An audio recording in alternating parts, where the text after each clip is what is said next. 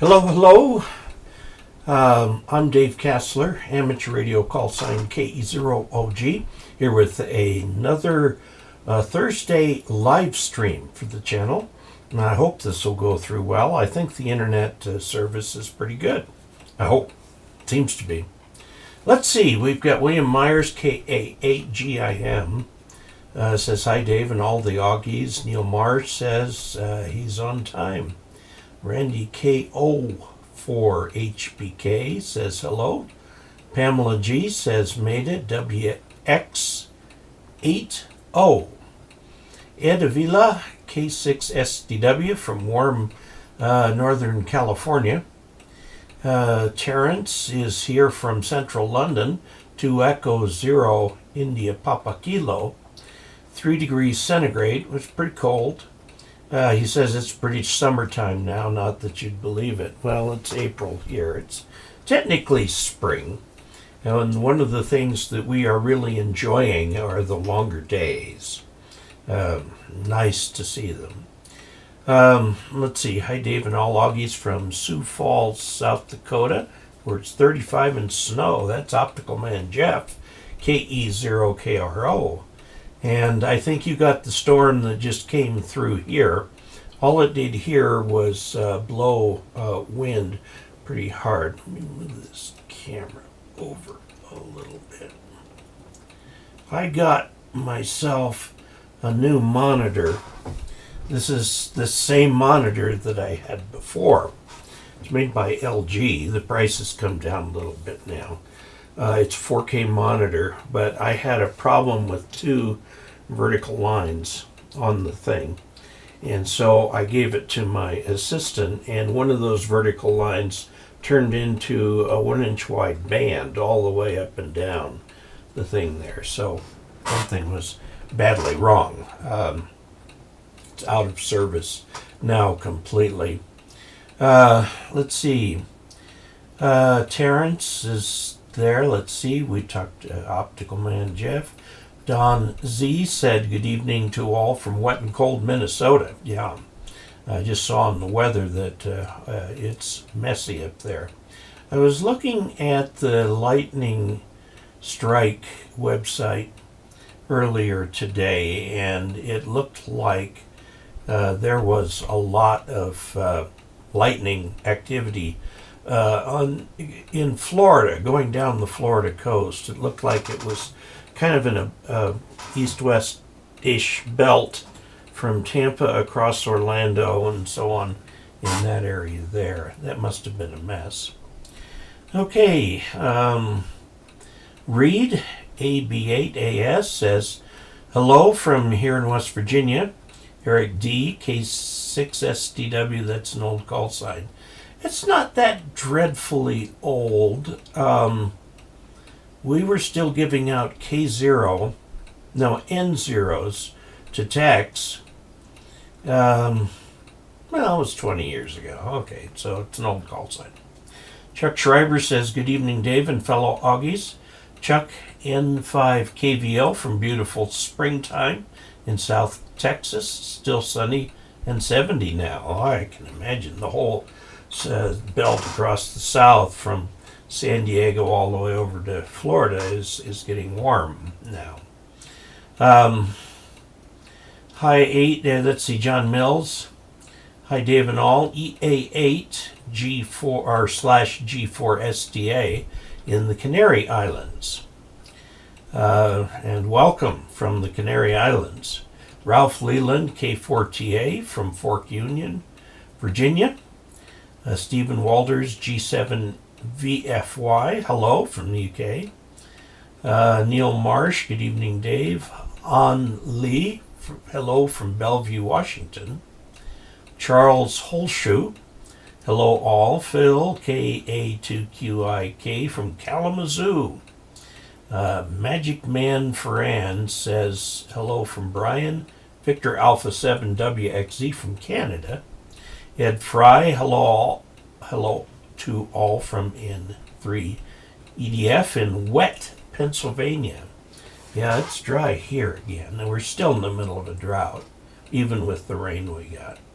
Peter O says, good evening, Dave. John Barsland says, N5WMS says hello. Harry Rundle says, hi, Dave, from soggy, rainy Baltimore, Maryland, AC3EK.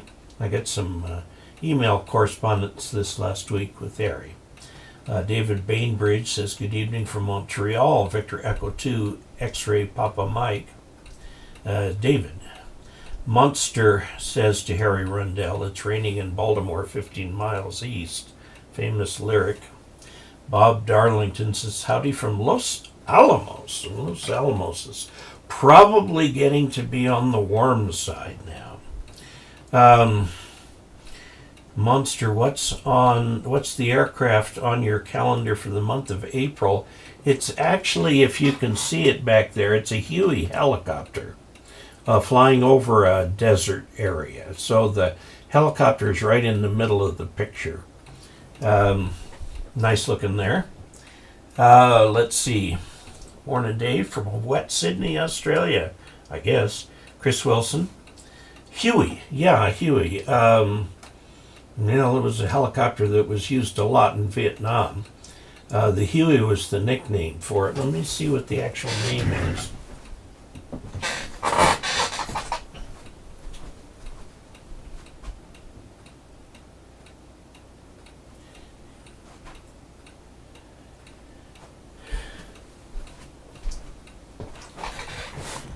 Bell Helicopter UH-1H. So, let's see. Hello again from sunny New Mexico. KK4, Merrill, KK4HFG. Temp in the mid-60s. Yeah, it's currently 51 here. The day started out cold, but got a lot warmer as we went along. Let's see, Eric D. My father had a K6 back in the 50s. Yeah, that's when they were first giving out novice calls. They'd start out KN.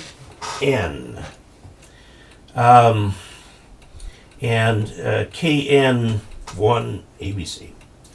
And then what happened was once you got your general class license, you dropped the N, so it'd be K6, whatever. And a lot of there was bad blood in the ham radio world back then. A lot of the old timers who were former World War II servicemen mostly refused to work what they called the space cadets. In other words, all the people that had a K in their call sign were post-World War II amateurs and came up through the novice program, which was quite contentious at that time. It's too bad. I mean, it was stupid. Ham radio operators did a lot for the war effort. Came home and continued with their amateur radio and were a little bit set in their ways. And when the new generation came up and started getting their licenses in the 50s, there was a little bit of tension between the old timers, who were at this point in their 30s and 40s, and these new people who, there were a lot of teenagers who became hams. It was the big thing to do back then, if you were technically inclined. Finally got over it, but boy, I can remember that was the time I was getting interested in ham radio, but couldn't find a mentor. So anyway, I finally got licensed when I got back from my Mormon mission in 1975. So I was, let's see, WN7AIU, and it would have become either WA or WB, probably WB7AIU when I got my license. But by then I had moved to California. So let's see. Greetings from Fort Lauderdale, hot and muggy. Yeah, there's a big air show going on in Florida right now called Sun and Fun. And not exactly sure, I think it's in Central Florida where they had the bad weather today. It's one of the shows that's very well attended. It's not Oshkosh, but it's sort of a mini Oshkosh. Morning, Dave from a wet Sydney. Oh, let's see, we're way up there. Howdy, y'all. Blah, blah, blah, blah, blah, blah, blah. Tucson here from Lance C. Loring Rose, KN6, and it's not a novice call anymore, or it might be. KN6 QNY. Hello from Los Angeles, sunny and 92 degrees Fahrenheit. Woo! Now, I have seen it in the San Fernando Valley over 100 in January. So the seasons don't mean much down there. Howdy all from Northern California, Russ KI6LOP, Pamela GWX80 here in windy Wyoming. Life and Death says set the monitor to lower resolution image size. The stripe may just go in the shadow box margins outside the image area. No, I could look at it. But the point of having a 4K monitor is having a 4K. So I'm, now that it's broken and irredeemable, I feel I can take it apart. I don't like to take apart things that, that I might break in the process of taking them apart. But in this case, I don't feel bad about taking it apart. Who knows? I have taken apart old monitors and fixed them. There was one really bad design where the 3-prong plug where you put the cord on, the power cord, was soldered to the board that sits right behind the monitor. And the constant moving vibration, everything, broke the solder joint on the thing, so it ceased immediately to work. I took it apart and I found out what was wrong and I fixed it and used the monitor for a long time after. And then it broke again. So I went in there and re-engineered it. I put a little wire from the plug to the board so it could take the vibration. Let's see. Hello from BC, from Tony, K1AMT. Now, K1AMT is a stateside call. BC, British Columbia. Bill Malman, hello from Gray, Tennessee. AB4P. John Beckham. Hello, Dave, and 73's from northeastern Florida. Well, I imagine you've got some heat down there. Bob Darlington has added $5 to the channel funds and says keep it up. We'll do that. K2, thank you very much, Bob. K2MWC, hi Dave, love your videos. Monster 1 is the actual name for, what did we, now I've lost the thread here. Monster Huey. UH1 is the actual name. I know, but everybody called them Hueys in Vietnam. Ed Avila, K6STW, I have 1,900 hours in a Huey. Okay, 1,900 hours is a lot of hours in anything. But the Hueys were legendary in their times for their flyability, their strength, their durability, their ability to take damage, and they were used extensively in Vietnam. There were planes. The Air Force was around, but it was the Army who had the helicopters. Now, the Army did something, and this is interesting. They didn't want pilots running the Army. The Air Force, of course, was run by pilots who rebelled against the Army not wanting pilots to run anything. So I think it was 48, the Air Force became its own service, but in World War II, it was the Army Air Corps. Well, in Vietnam, the Army flew helicopters, and the people who flew them, by and large, not entirely, by and large, were warrant officers. Now, warrant officers are sandwiched in between enlisted and officer.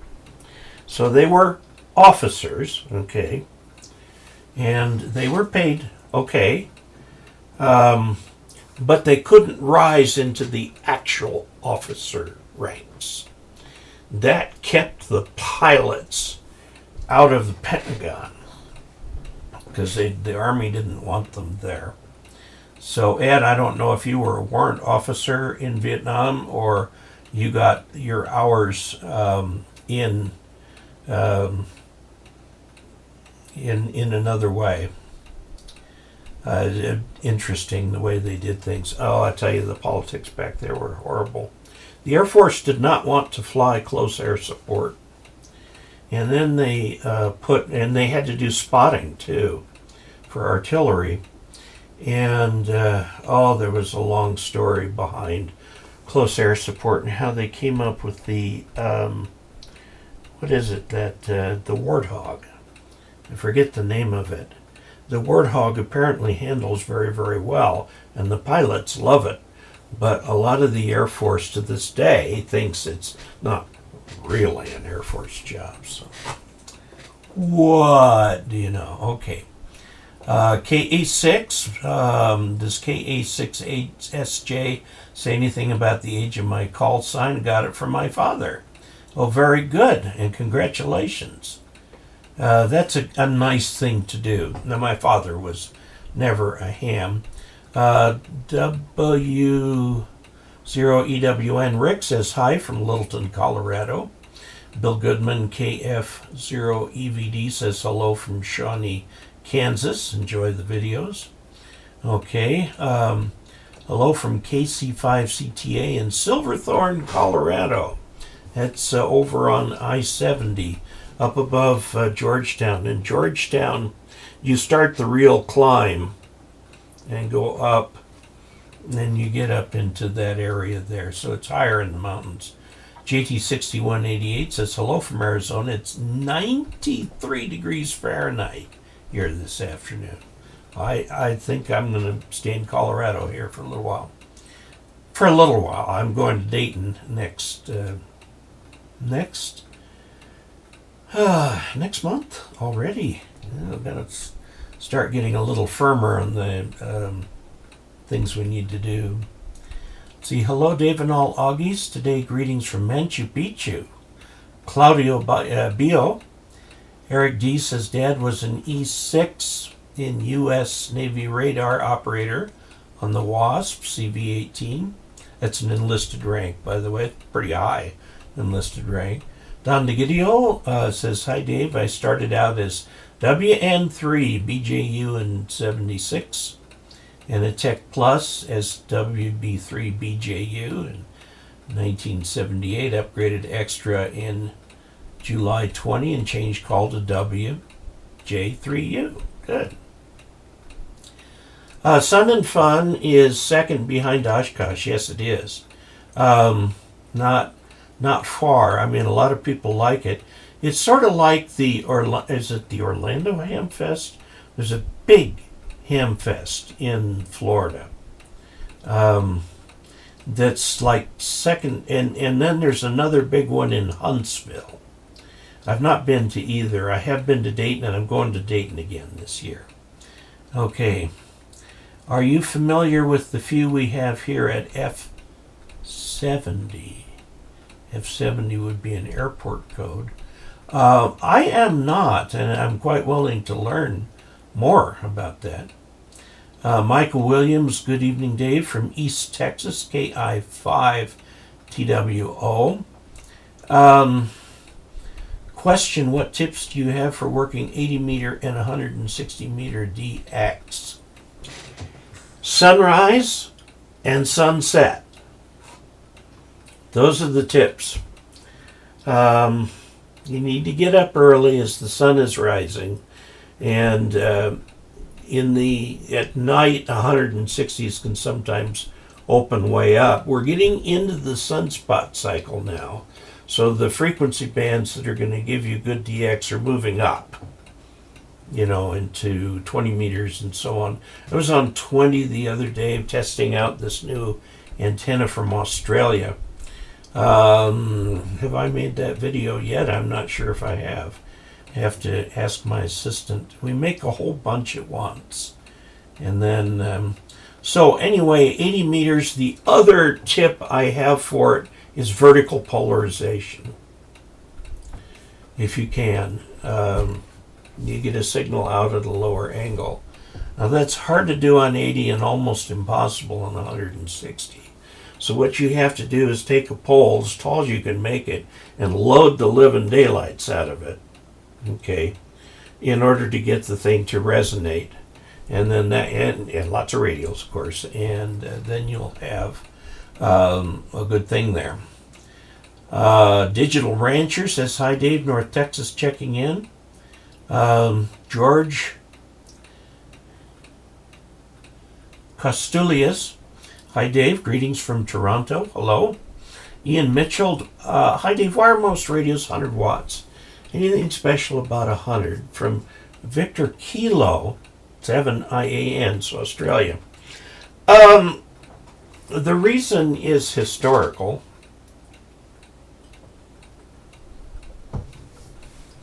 The first transceivers out of Japan, the Yaesus and the Kenwoods, and there were the Trio, the Swan, things like that. They were all solid state, or nearly all solid state. Put out about 200, or had an input, a DC input of about 260 watts. The amount of power that came out of it, and I've got a Yaesu FT101B right there, which is one of those first radios, that the output was like 125-ish watts, could sometimes be more. And then when the first all transistor radios came out, and they were touchy as all get out, you had to have a very, very good tuned antenna to use them, otherwise you'd fry the finals. Nowadays, the radios have protective circuits now. But those initial radios were 100 watts, because that's all they could get out of the transistors in those days. Of course, now you can get 1,500 watts out of transistors easily enough. But back then, 100 was about as far as you could go. And so all the succeeding radios kept the same spec. And they also kept about the same size. Although I look at my 7300 today and it looks like a mini radio compared to the Yaesu FT101. I'm going to pick up this camera. I don't know if it will turn over there. Not really very well. Let me turn this light off. Okay, there is, no, it's behind the light. You see the FT101, then here is the Tentex, a little smaller. Here is the FTDX3000, which is even shorter. And then you look over here and you see the 7300, which is even smaller. So they've been gradually getting smaller. But as I said, the precedent had been set that a radio that's all transistor would be 100 watts. Okay, also 100 watts was generally considered about the right input level for an amplifier. Okay, a normal amplifier would take that. So I think that's the reason why they're 100 watts. Now you can buy one of the Yaesu, the top of the line, has I think 3 versions, one of which is 200 watts. Well, I mean, that's cute, but if you've got that much money, you're going to run an amplifier. And the amplifier, like my amplifier here, only needs 67 watts of drive. So, okay. So there you go. I think that's it. Christopher Netherton, hello Dave from Victor Alpha 3, NYH in Toronto, Canada. Thank you for your videos. You're welcome. Monster has 120 hours in the Huey out of Orange County, California. Okay, well, flying a helicopter in California can be a little sporty because you got lots of competition out there.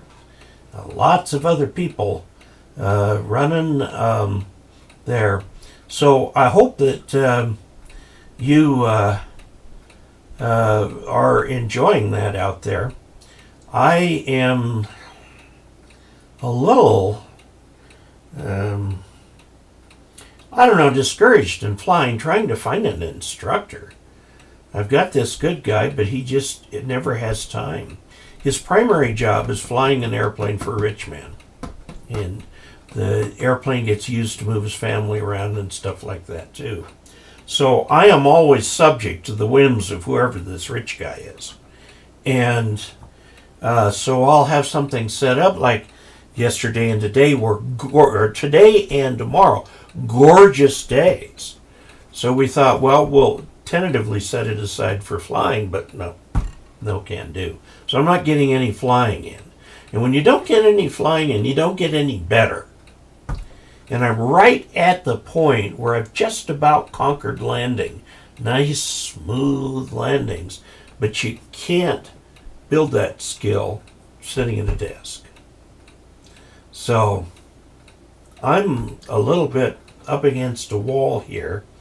I need to find an instructor that I can work with consistently. And again, like I said, the western slope of Colorado is very sparsely populated. So it is hard to get somebody to go with consistently. But I will keep doing it. Let's see.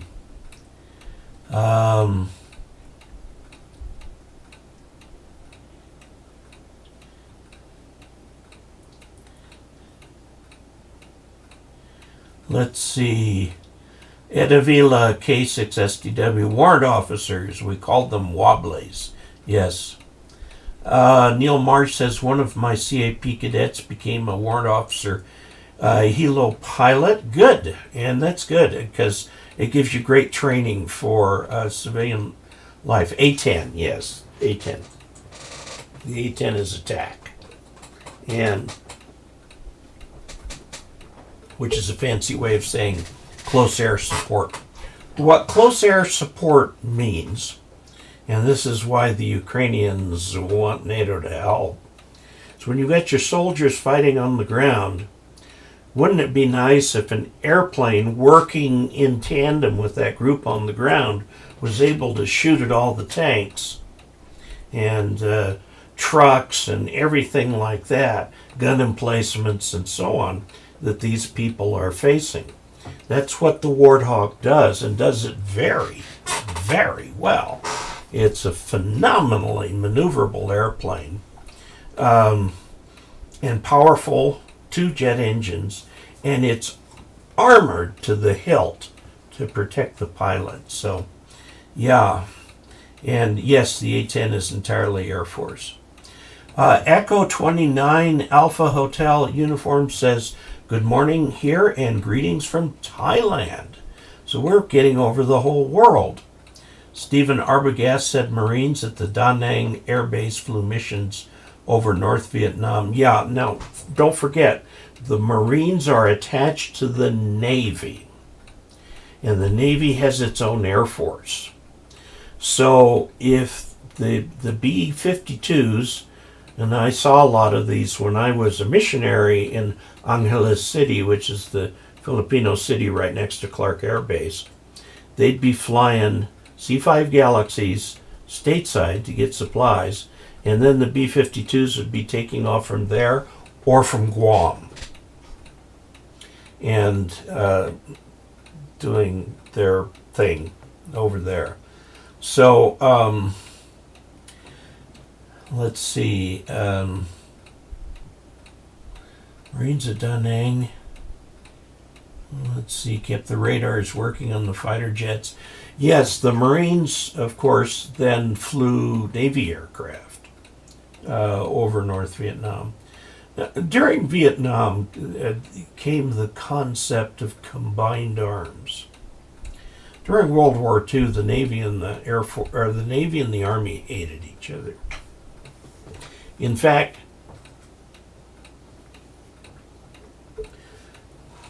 when it came to doing the final decryption of messages, either from the Japanese or the Germans, in the German Enigma, the Japanese Purple, they would take every other day. The Army would do it one day, the Navy would do it the next, and so on. They couldn't sit down in the same room and work together. Now that changed by Vietnam, the combined arms and the concept of a unified and a specified command. Specified command was something like SAC, Strategic Air Command, all Air Force. A unified command was something like NORAD. NORAD included, I'll just call it combined arms. And that concept of combined arms is very strongly entrenched today. It was getting entrenched in Vietnam. Okay, so Neil Marsh only met one warrant officer in the wild who ran the chow hall at Homestead. Very good. Coral C says, Dave, any previous broadcasts on simple setup for installing transmitter antenna good ground by an old timer with not much time left but loves HF single sideband QRS slow CW on 40, 30, and sometimes 20? I have over 600 videos. Let me go over to the screen here and we will look up, let's see, studio. And if you go to my channel, okay, this is my channel right here, David Casler, 109K subscribers and so on. And you can see all the videos that I do. Now, it is possible to search the channel and look for things that may be important for you. And like I said, there's over 600 videos, so they'll just keep coming up. Now I'm looking the search here. Now the search here is all of YouTube. Explore. I buy YouTube Premium because I can't stand commercials. Now you say, but Dave, you have commercials on your videos. And I say, yes, I do. But you will notice that there are no commercials in the middle of my videos. I cannot stand midstream ads. They drive me nuts. Just nuts. So that's why we have, put an ad at the beginning, put an ad. A lot of people expect an ad at the beginning. Yeah, okay. So you just wait till you go through it when you get settled, ready to watch, and so on. But midstream ads, there's a guy, a young guy, a very young guy, who's a brilliant piano player, and he talks about pianos, piano music, and stuff. And he puts in the midstream ads because he says he needs the revenue. I've commented, and he's replied to my comment about this. He needs the revenue, and I'm going, yeah, I could get more revenue if I allowed midstream ads, but I don't. Now, in people who are watching replays of the live streams, there's no way to stop them doing mid-roll ads, and so I have completely demonetized the live streams. so you don't have to put up with mid-roll ads if you're watching it over again. Okay, so yeah, there's a lot of videos, and I think that another thing that you can do is get hold of a club. Now, let me also point you to a website. We want the overhead. We're going to give this away in just a few minutes, by the way. It's about time to do that. Okay, this is the website. DCASLER.com reference.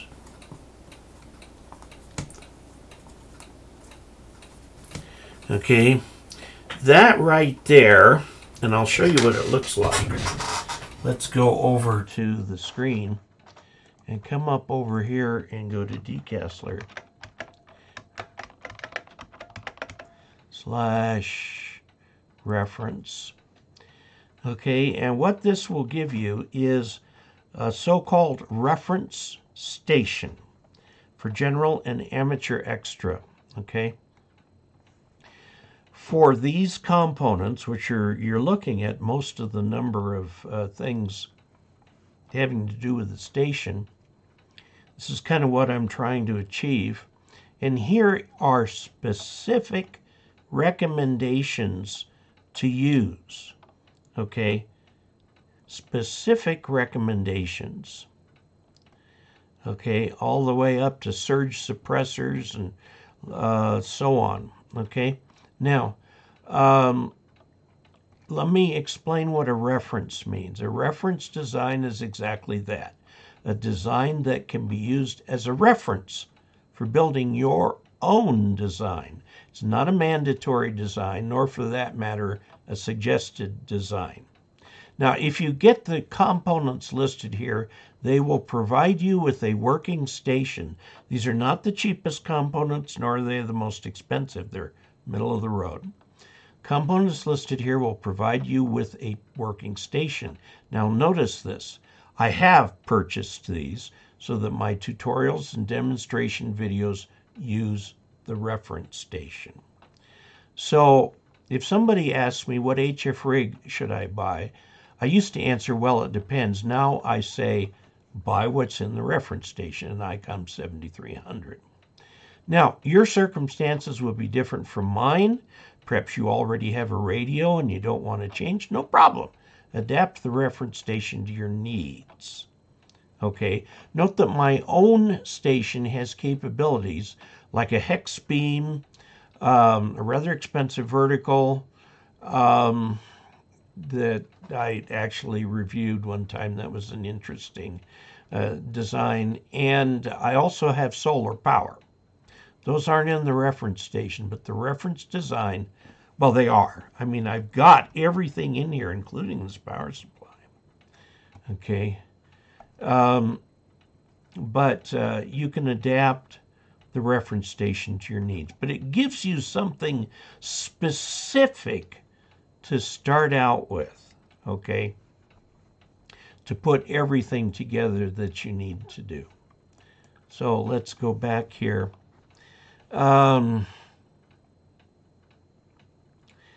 Dave, any previous... Okay. Happy Spring 22 from KC9QVE in Kokomo, Indiana. Let's see if this is related. Dennis Dugan. Oh. This thing suddenly changed.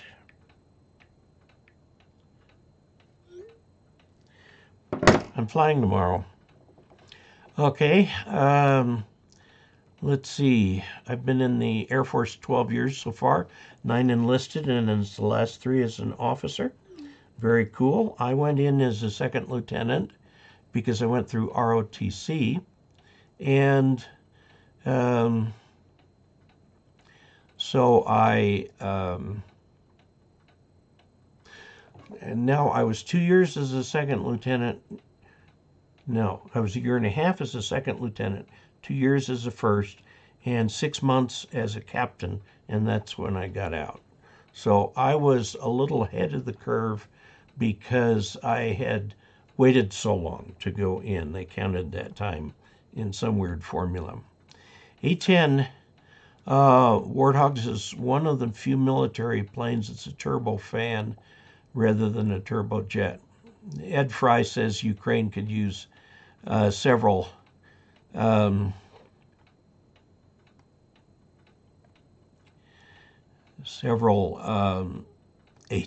right now, and yes, they could. Let's see, Tony says his license is U.S., but he's mostly in B.C. currently, but he visits Washington a lot and will be moving back to Washington, so not planning on getting a Canadian license. So he adds Victor Echo 7 and follows the rules. Very good.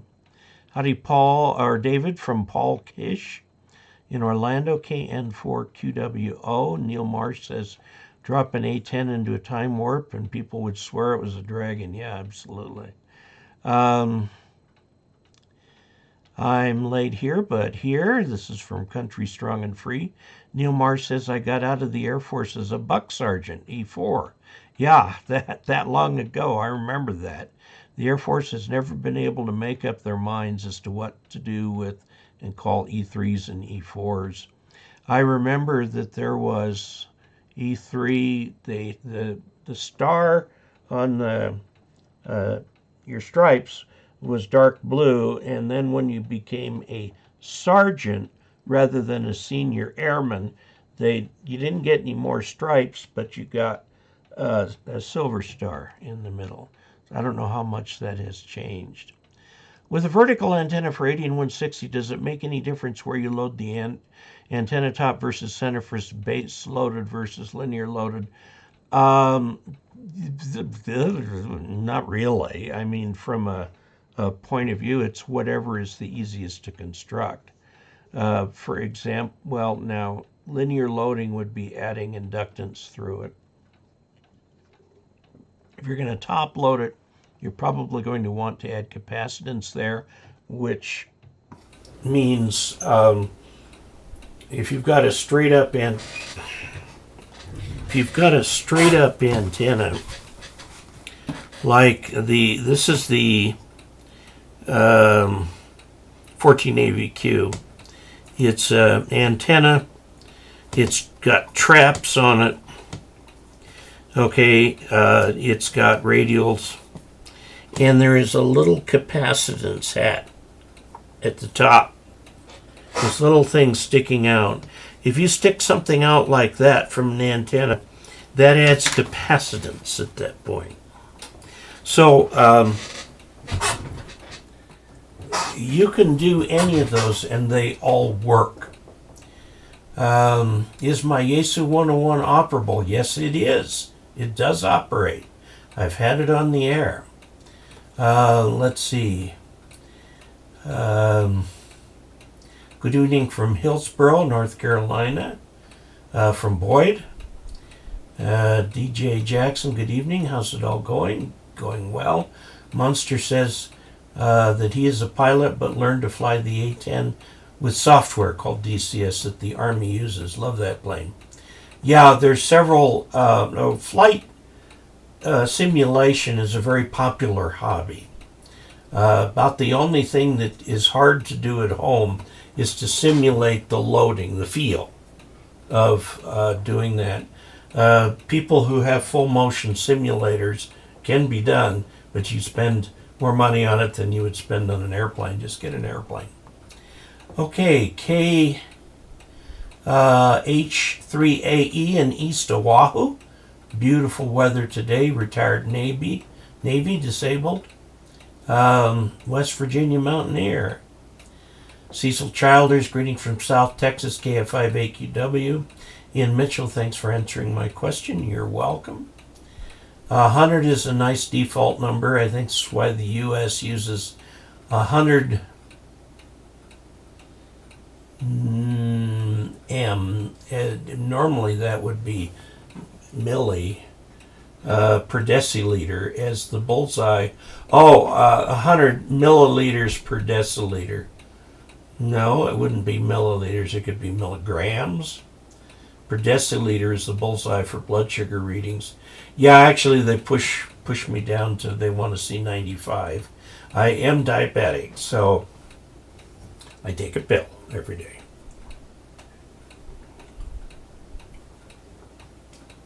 Have you seen the new RF kits, fully built amplifier amp, amateur amp? Produced 2Ks that run so smooth at the legal limit. Has auto tuner built into the amp, works full break-in. That sounds really nice. N0 VTY, flying a helicopter is like balancing a ball on a ball while beating the air into submission. Yes. It's like the T-38 airplane. T-37, I'm sorry, T-37.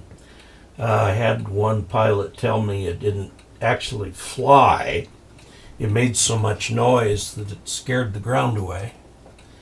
Let's see. You somewhat can if you invest in a VR headset and a healthy PC, but yes, you need a real CFI.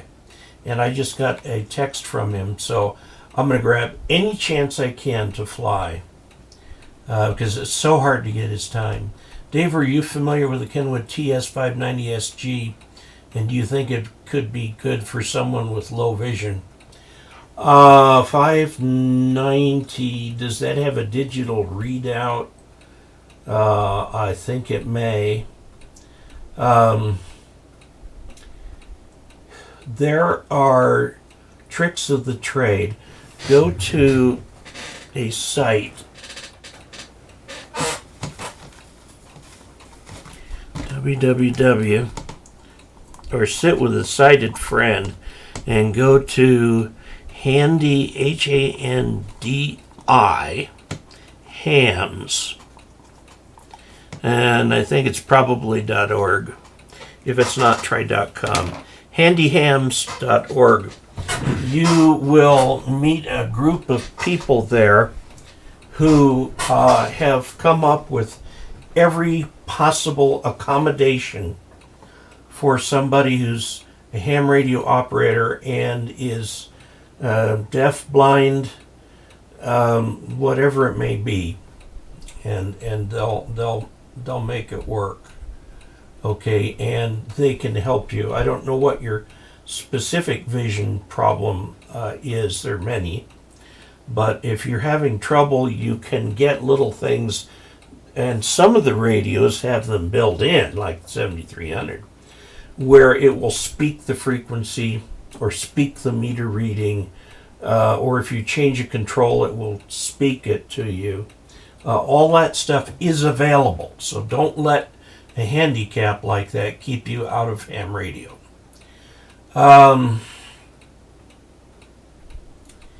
For 80 to 10 meters, do you like an 82-foot Alpha Delta DXCC?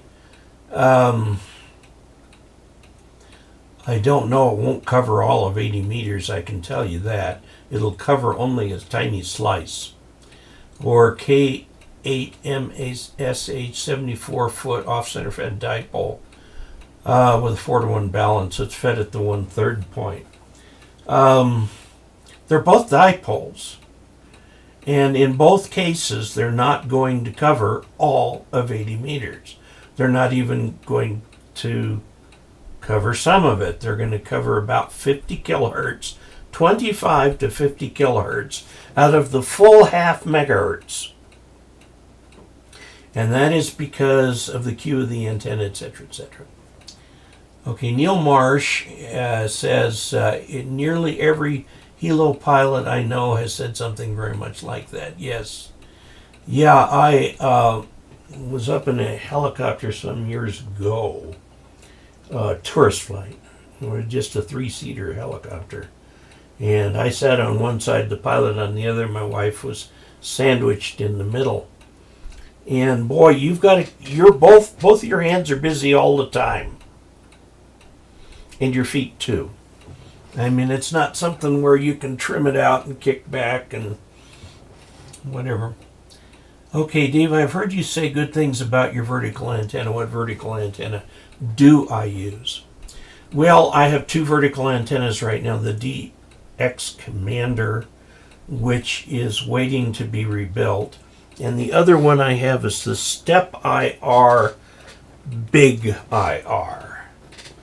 And that I think they're trying to go after the military market on that, but it is a very good antenna. Works really well. Okay, Dragon to take on the tanks, yeah.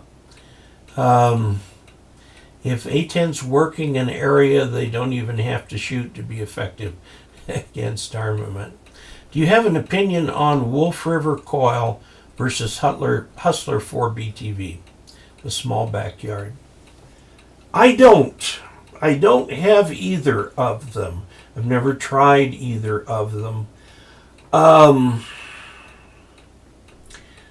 It depends on what bands you want to get on, what room you have, how many. Now the thing, if I recall the Wolf River Coil, you have to go out and set a jumper, is that true? Whereas with the Hustler 4BTV, I don't think you have to set the jumper. You might look at the 6BTV, by the way. Jamaica Dog just made it in, KN4RWQ. John Sambrook said YouTube propagation conditions are excellent today. Very good. Hello, Dave from Apex, North Carolina, 56 degrees Fahrenheit. And I bet you're just starting to get some humidity back there too. KM4WRQ. Neil Marsh, the Navy wanted total control of radio spectrum too, back in the early days. Now, after during World War I, the Navy took control of radio, which they thought was only good for between ships and stuff. And after World War II, the Navy wanted to keep it.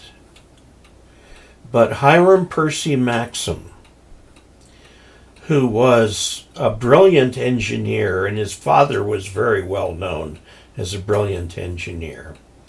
And I can't remember if it was father or son who invented the silencer for a gun, and I think it was his father who created the Maxim machine gun, so they were very well known. Anyway, Hiram Percy Maxim single-handedly lobbied the living daylights out of Congress. And Congress took control of the radio waves away from the Navy. And then, within a year or two, all the hams were back on the air. By then, Spark was fading. And by the time we got in the 20s, everybody was doing continuous wave instead of Spark.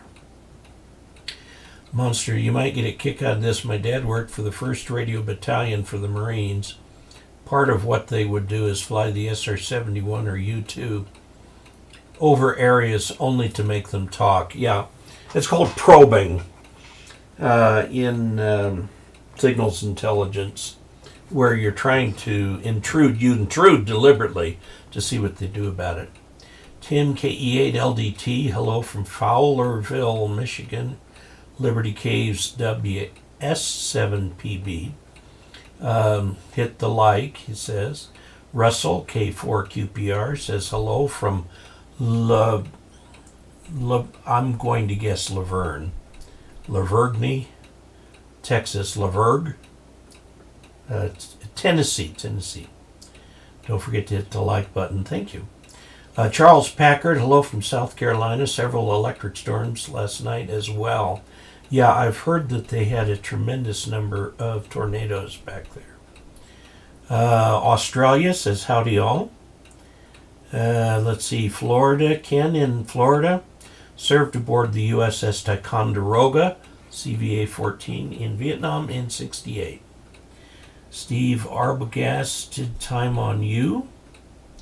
Optical Man Jeff, Dave, is there any microwave that are from the major manufacturers? Not really. Microwaves in the sense of Wi-Fi and stuff like that. No, that's still very experimental among hams. There aren't that many people on it. But we do have microwave bands, and you can do stuff up. There's two ways to do it. You can do it with a transverter and a regular HF rig. Although a lot of people, I think the standard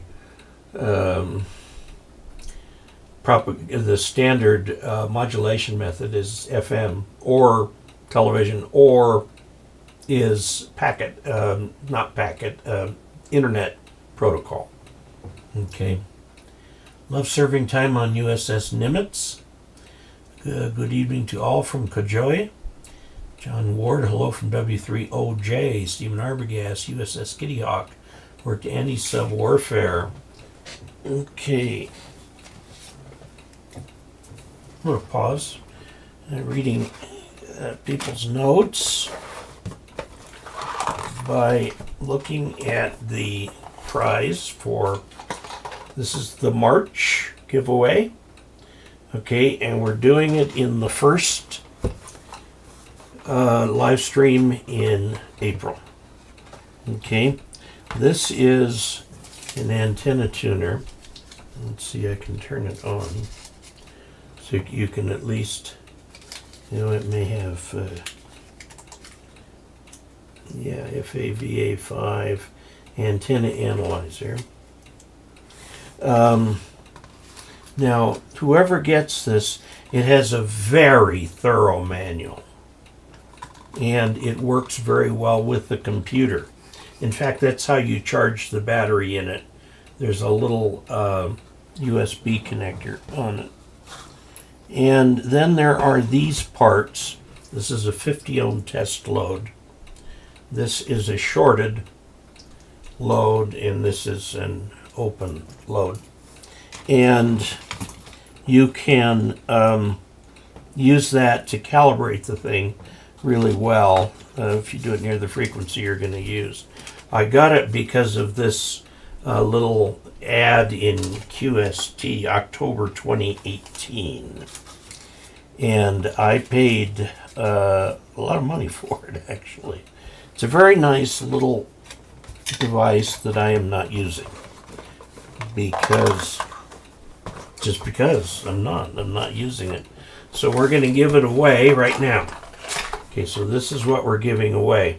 Now, if you get this, do not lose those calibration pieces. They're essential for this. This is a very high quality antenna analyzer, and the manual is in excellent English, and it's quite thick. It tells you how to do everything. So I have been kind of, just sort of randomizing these. And what I'm going to do now is put my finger in the middle and see what we pick out from the middle. Okay. This is the Leaning Tower of Pizza. This is from David Andriata, KE0OG of Erie, Colorado. And his QSL card is this type of thing where these numbers go in here is quite Japanese. But this will go to him tomorrow. Okay, we'll get that packed up. He'll get that back. Now, what do we do with the rest of these? These go in the shredding pile. Okay, we don't keep them. I don't use them. They don't go on a mailing list or anything like that. I respect your privacy. Okay, now every letter that was sent to me, I did open. And it's a good thing that I did, because this one had a card in it, and I thought, oh, this is, an entry, but there was an SASE in it. Okay, And I thought, well, I certainly can't ship anything with in an envelope. But actually what he was doing was sending me a card and wanting my card in return. So he sent me a card for conversation we had on the 30th of March. The 30th of March. And this was when I was testing the cobweb antenna from the Australian manufacturer at 73antennas.com. And it's a very hefty antenna. It requires 0 tools to put up. Except for the mast, of course. You got to put a mast up. Okay, so congratulations to David Andriata, WD0HXN. This will be going in the mail very, very soon. Be coming by priority mail. Free. Don't have to pay anything. Don't have to pay taxes. Don't have to pay postage. The only thing that he paid was a stamp. Okay, so anyway, there you go. Okay. Dave, just so you know, what's a few ads between friends? Well, I appreciate that.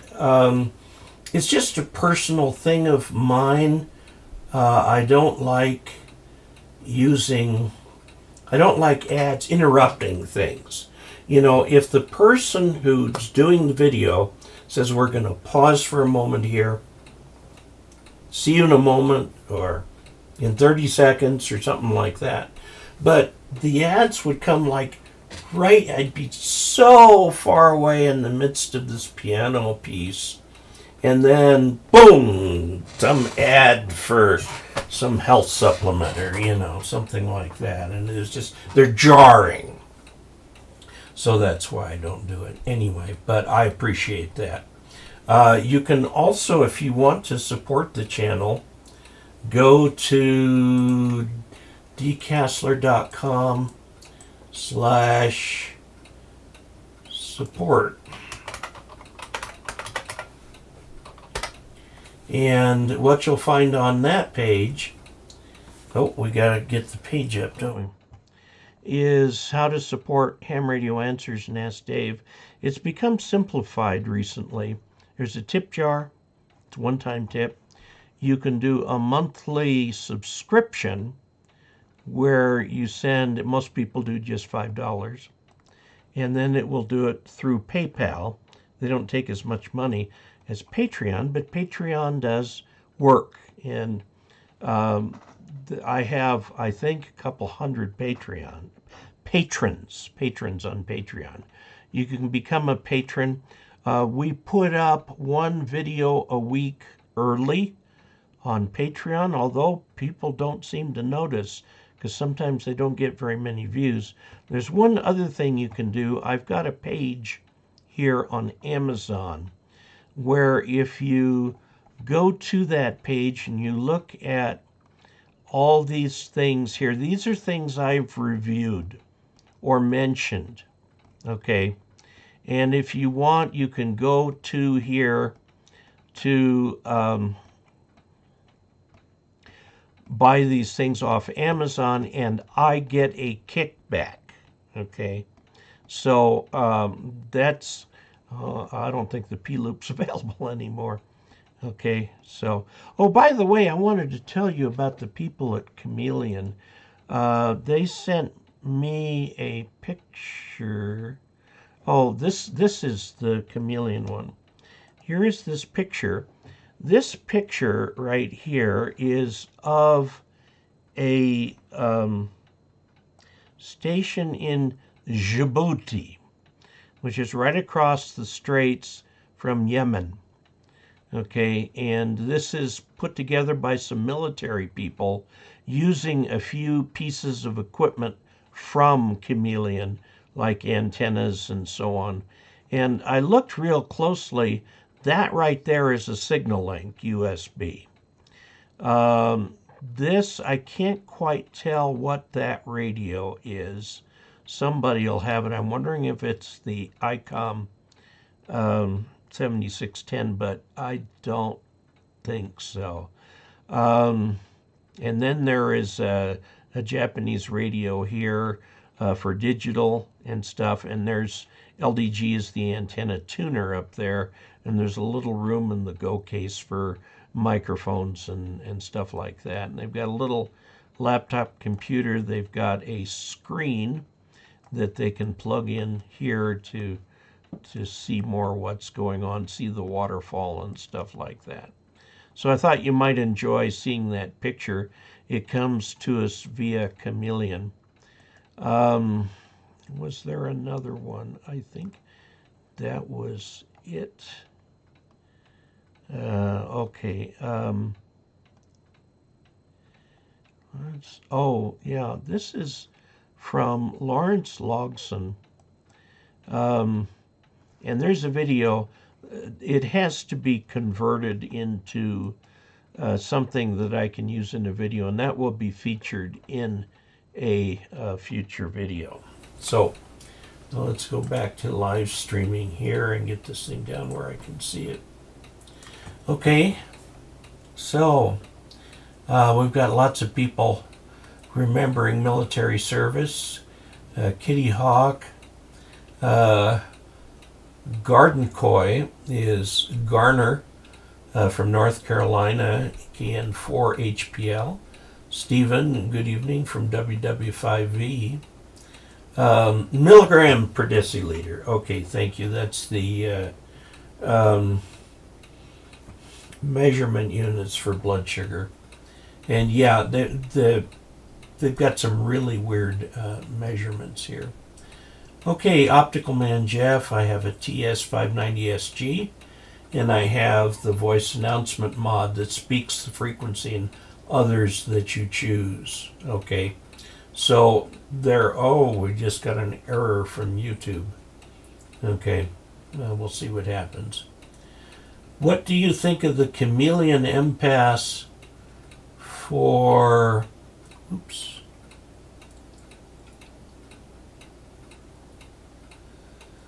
MPass 2.0 for mobile?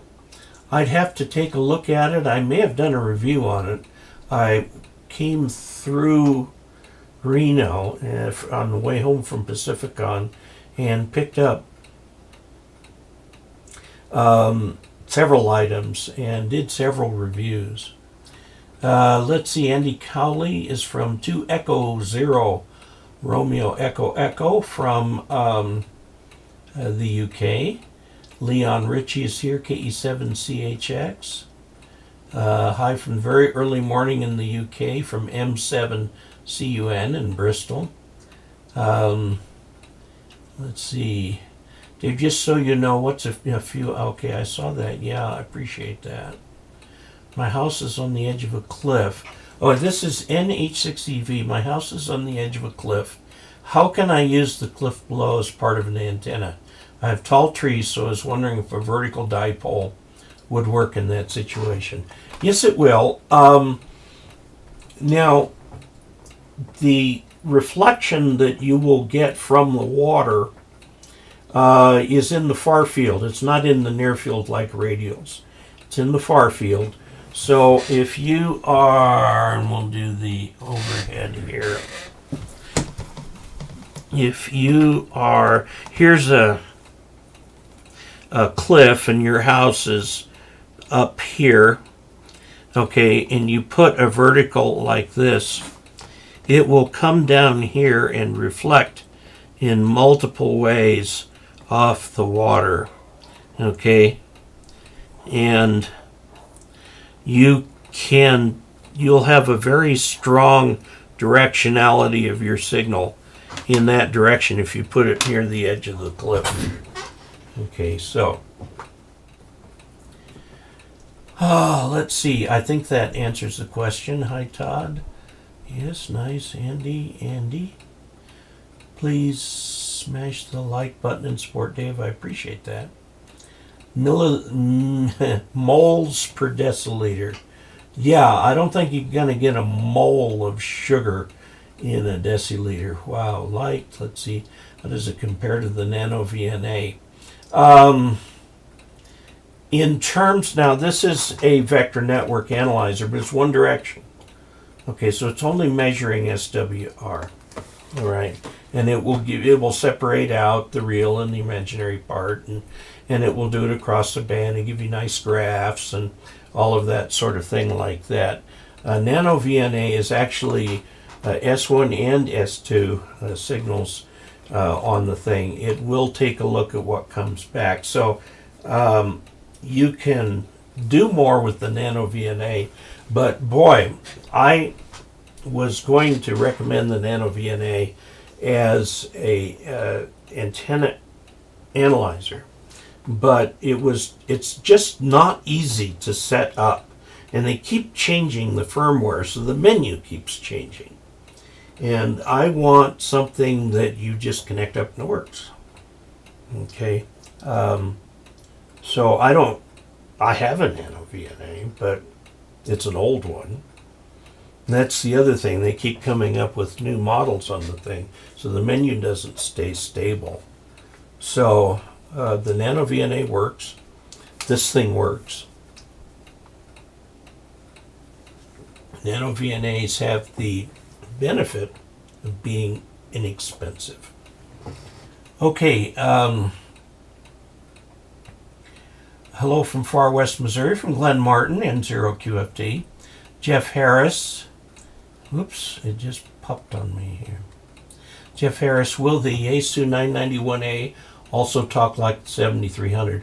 There are comparable radios, except that the 991 will do 2 meters and 70 centimeters, all modes, including FM.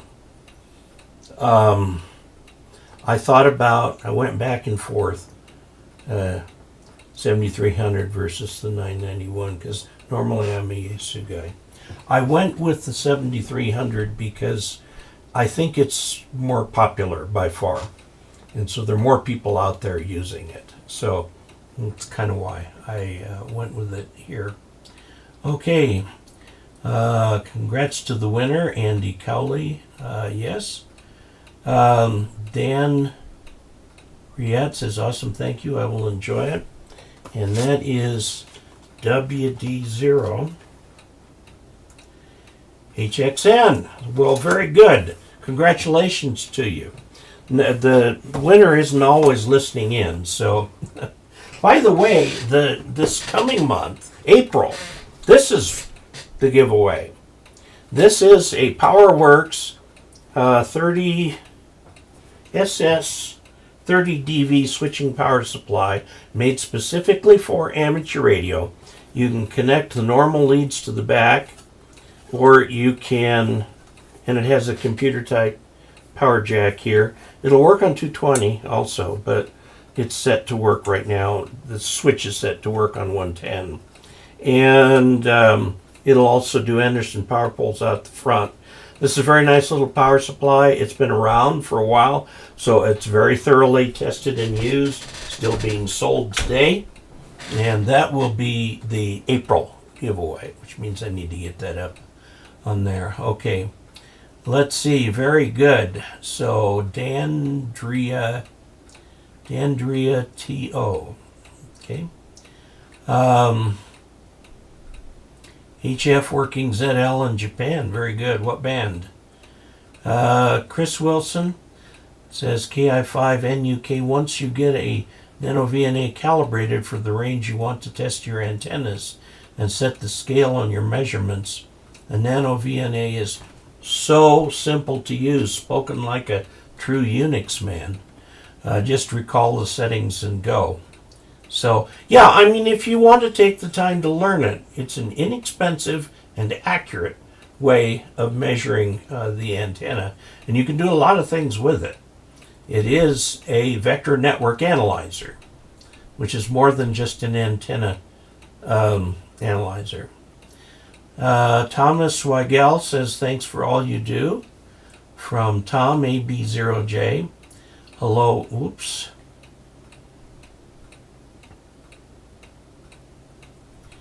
Okay. No, I'm DE. Okay, Andy's in Great Britain. Okay, IC 718. Yeah, that's a, there's the IC 7200, which is smaller. Okay. Dave, greetings from sunny Brisbane, VK land. Yes, it would be sunny there. It's not here. It's 8 o'clock p.m. So it's 0200 tomorrow UTC. And I think you're about 12 or so hours off of that. So it'd be midday for you. Okay, Don DeGidio, been so stressed lately. Yeah, I know you've had a lot of things happen. Don, how the dollar's going? Let's see. Stephen Arbogast worked on phased arrays on Nimitz and Kitty Hawk. Yeah, all the radars these days are phased arrays. VLC media player. Yes, I know I have it. It will play anything. Now, I use CyberLink Power Director to do the video editing, and it seems to be able to absorb any format. I mean, it just, and mix and match all over the place. So, Don DeGidio says he's going 1/3 to the goal. Very good. Very good evening to all my ham friends across the pond. Radar stuff. Yeah, I did radar in the Air Force. I was actually the maintenance officer at 660th Radar Squadron. We had a high finder radar, a ground air radio site, we had a power plant, and we serviced all the equipment in the operations room. And then the FAA ran the search radar, but we had a team who ran the common digitizer and sent the signals both to the FAA and to the Air Defense Region. It was 20th Air Defense Region.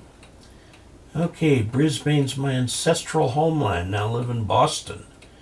Robo the Fossil, great call with suffix. Let's see, Don says, bank has let me know they're not pleased with the past due. Well, good. Good luck to you, Don. I know you've had a rough time. Andy Cowley is there. Nice notice. Yes, not an accident.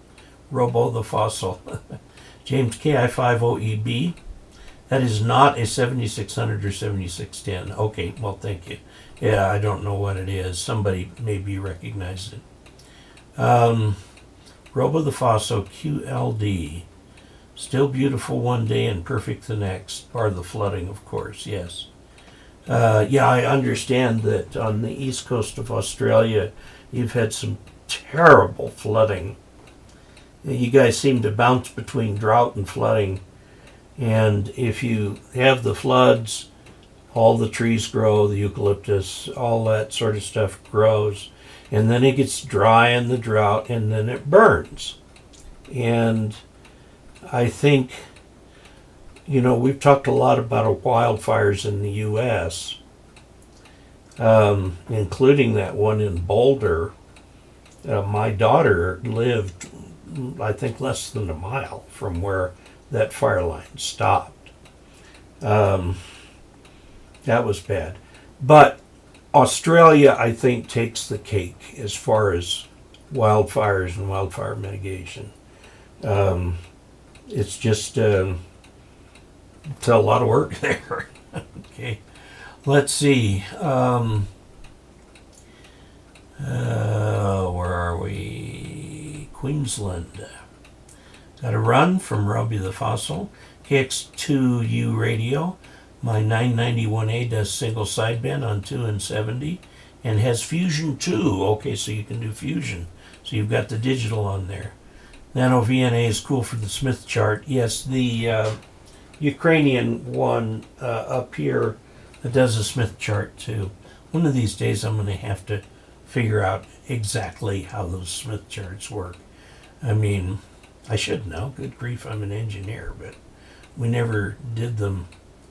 My 991A sits next to my DX10. Okay. Yeah, the 991A is a nice rig. Jeff says thanks for all the help. KX2U radio says I converted 3 server power supplies to 13.8 volts. Yeah, it's normally they put out 12.0 exactly. The 12 is a leftover from, the what we call 13.8, but in computers it actually means 12. And the 3.3 is 3.3, and the 5 is 5.0, and all of those things like that. The IC718 is smaller, yeah, it is. There is more noise on 40 meters than there is at a rap concert. That's too bad. Where can I find another FT101B? Well, that's what I've got here, FT101B. Oh, maybe in 10 years I'll sell it. Okay, there is a place, and I'll tell you where you can go.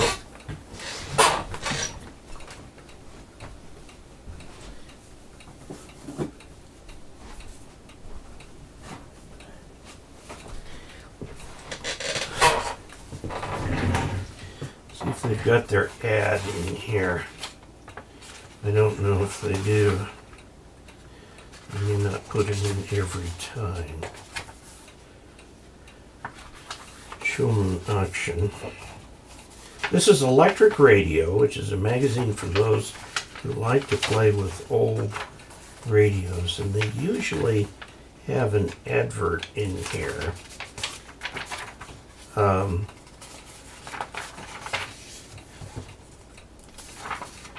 There. I'll put it on the overhead. There is right here. Wanted. Ham radio, vintage audio, and tubes. Based out of Nevada. They're in Sparks, Nevada, near Reno. Okay. Now they're saying they're buying things, but they buy them to sell them. So it's Ham and Hi-Fi. So you can call them at 866-988-0073. It's hamandhifi.com. And you can call them up and ask them if they have an FT101B or D or whatever one you want. And you can also ask them to be on the lookout for one for you. It may take a while to get them. So, but yes, that is the place where you would go, Sean. A couple on eBay, but they want serious money for that. I paid $100 for that at an estate sale. It was Ron Rich who had that thing, and I wanted that so bad. I had to fix a couple things on it. Yeah, they're well-known radios. Drought is a normal cycle in nature. False periods of wet to follow periods of drought. Yeah. Well, if you go back east, where they get too much rain, everything's green all the time. I was talking with somebody today. My barber. I went to the barber today and was chatting with him, and he said that he had been back to Annapolis because his daughter wants to go to the Naval Academy. And they were back there, and I says, well, if you go back east, there are two things you notice. Everything is green, and no two roads meet at a right angle. So, that's my experience with the east. So, yeah. Let's see, drought is a normal cycle, and it depends on where you are. Drought, we usually define as the kind of thing that can affect our ability to grow crops, or the kind of thing that causes the trees to catch fire, or something like that. But yeah, do you have an 8-band hex beam? You can get them. My hex beam does 5 bands, 20 17, 15, 12, and 10. If you buy the hex beam these days, they'll often put a 6 meter thing on it. And then you can get 30 or 40 meters, but it's just a loop around the outside. It doesn't have any special gain. Now the cobweb that I've got outside, everything's a spider something. The cobweb I have outside has 40, 30, 20, and all those bands. Not 6, but it is a nice antenna, and that's a compromise antenna. I would estimate it to be about 3 dB down from a dipole under ideal conditions. Okay. Most dipoles are not under ideal conditions, so you will find this to be about the same as a dipole. In some ways, it's a stealth antenna because it looks like a giant clothesline. It doesn't really look like an antenna, but anyway, I've put up some videos on it, so take a look at that. Do I have a reference antenna for portable use? I don't. I have a buddy pole. I have a couple portable magnetic loops, one from Chameleon, the P loop, which is not sold anymore. They have the F loop, and they've got some automatic tuning on it now. That's very nice. I've also got somebody else's mag loop that I think's out in the trailer.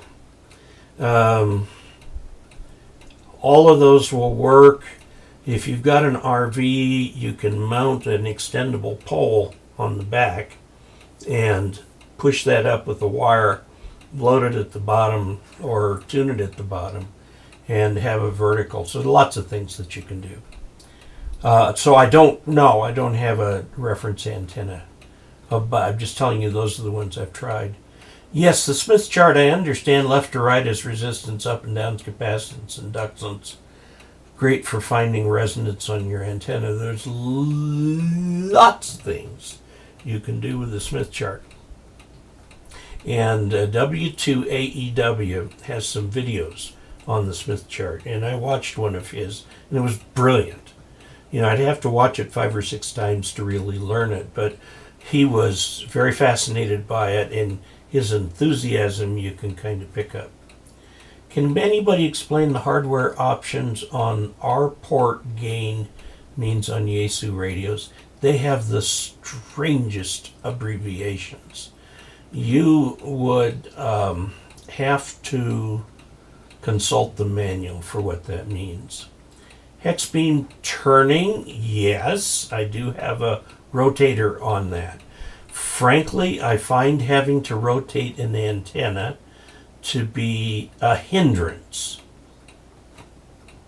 unless I'm pointed in the right direction to begin with. Okay, Covain is saying 73. It's almost time's up here. American Warrior Ham Speeders, W7AER. There's a tube place in Phoenix, cannot remember the name. I'm not surprised. There are a few that deal in new old stock, meaning these are tubes that have never been used. They're still in the original box. It's called new in box or new old stock, but it's new. It's never been used. There's still quite a bit around there. By the way, Western Electric has announced that it's going to start building tubes. It was building one specific tube for one specific application. But since tubes are made in Russia and we've got all your guitar freaks freaked by this, the Western Electric is going to start making tubes for guitar amps. And hopefully they'll make some tubes for amateur transmitting and so on, because the company that used to cater to that and make the American tubes for ham amplifiers has stopped building them. They're getting out of that business and making big transmit tubes. Okay, let's see. Has nobody heard of eBay? Yes, it's there. What batteries are safe indoors to run a 100-watt HF radio? I have 4 very large what do they call them? Absorbed glass mat radios. And they're over there, and they take the main solar charge. I have a little repeater battery right under the desk, and that is a Walmart Marine type, quote, deep cycle Marine. It's not really. They only last about 3 years. Whereas those deep cycle batteries I've got are purpose built, and I've had them for over 15 years, and they're working fine. But, you know, I don't know how much ventilation you have, but most houses have a fair amount. If you don't abuse and overcharge the battery, it's charged by the solar batteries. It's just a simple seal, not sealed. It's got no water caps on it, but it's not sealed. So it will let out a little hydrogen if you charge it to the point where the electrolyte boils. I don't. The electrolyte boiling point has a name, about 15 volts, and never gets that high. It gets up about 14. So it gets nicely charged. Ham and Hi-Fi also has an eBay store. That'd be good. Arizona Tube Supply. Thank you. Have you got the CW filter installed in the 101B? I don't know. I'd have to look at it. Weather-wise, we had all 4 seasons all at once here in Bristol, UK. Wow. On-ramps are about a city block long.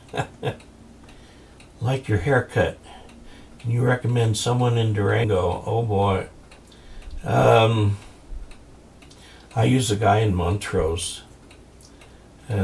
He is an interesting fellow. He's very much into veterans and what veterans are doing. I'm a vet. But we have some very interesting conversations. And I like using the same barber, you know. And so, let's see. We are out of time. The higher the number, the greater the audio amplification. I've got that a little bit out of context, so I'm not sure.